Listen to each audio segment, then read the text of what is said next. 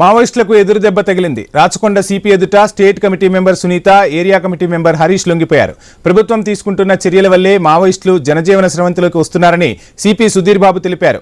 వారిపై ఉన్న రికార్డులు వారికే ఇస్తామని, పునరావాసం కూడా కల్పిస్తామన్నారు. రివార్డులు కూడా వారికే చెల్లిస్తామని తెలిపారు సిపి. ఇంకా వేరే వాళ్ళు రండి, విలేజెస్ లో వచ్చి మీ విలేజ్ లో ఉండండి, మీకు ప్రభుత్వం రావాల్సిన ఇందిరమ్మ ఇల్లు which is promise to them house అటువంటి రావడం వస్తుంది. అలానే వాళ్ళపైన ఇప్పుడు 20 lakh రూపీస్ ఉన్నటువంటి మనీ ఇవిడకు ఇవ్వడం జరుగుద్ది. అలానే 4 lakhs ఉన్నటువంటి మనీ కూడా అతని హరీష్ కు ఇవ్వడం జరుగుద్ది.